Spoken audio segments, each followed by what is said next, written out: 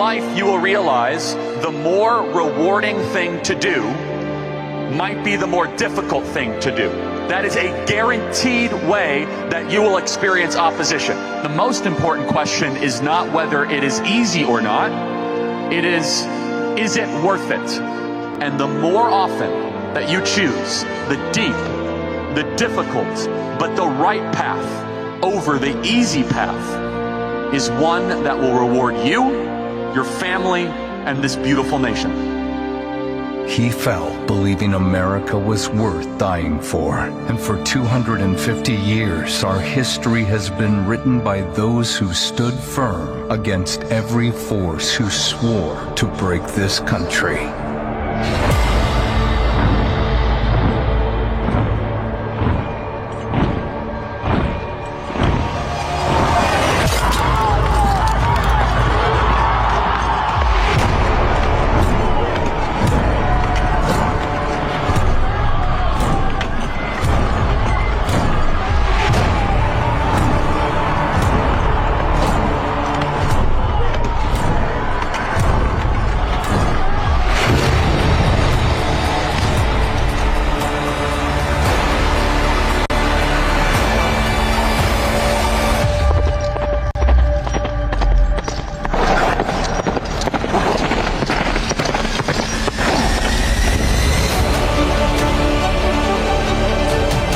Spiritual war, everybody, that is beyond just the material that we are seeing.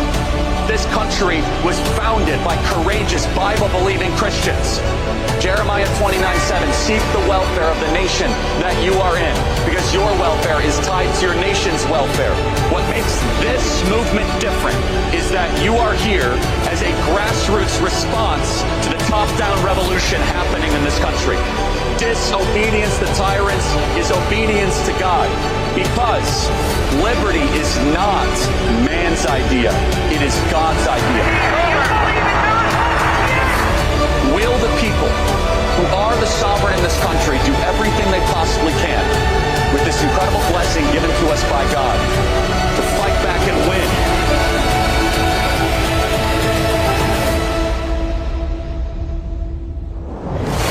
Where then is the road to peace? You and I have the courage to say to our enemies, there is a price we will not pay. There is a point beyond which they must not advance.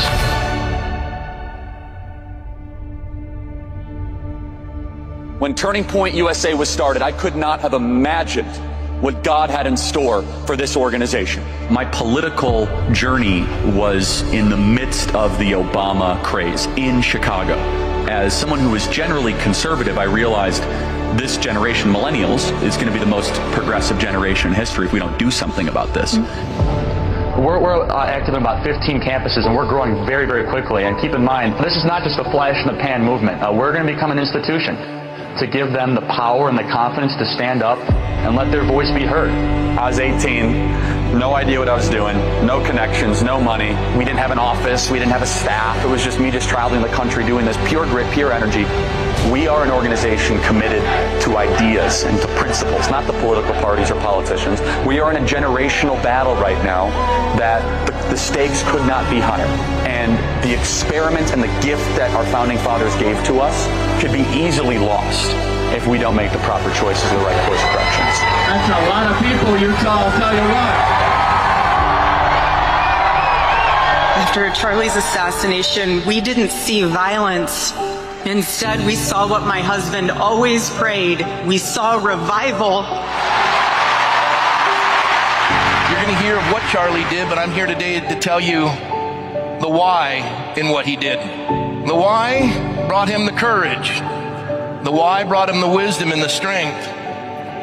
The why is the one that Charlie wanted to welcome as the guest of honor. The guest of honor, his resume is long. He's the King of Glory. He's the Prince of Peace. He's the Savior of the world. He's the living God. He's the God of all mercy and grace. The total embodiment of love. The total embodiment of truth.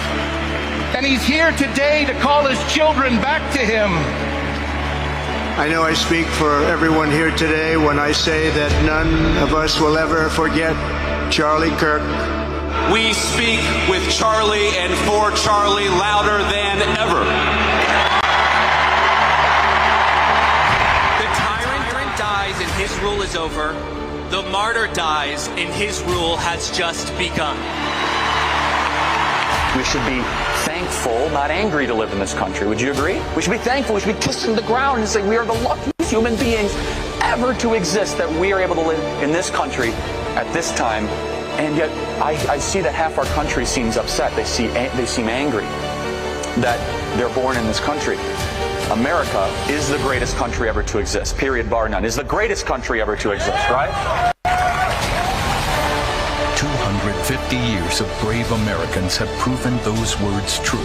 Ordinary people choosing sacrifice over comfort, duty over self.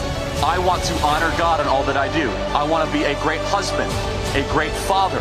I want to serve this country. I want to try to continue to lead this movement and to speak truth and to never lie. To stop thinking about yourself all the time and instead think about what you should do to help other people and to defend this country above yourself. You still live in the greatest nation ever to exist in the history of the world. There is still so much to be hopeful and to be thankful for.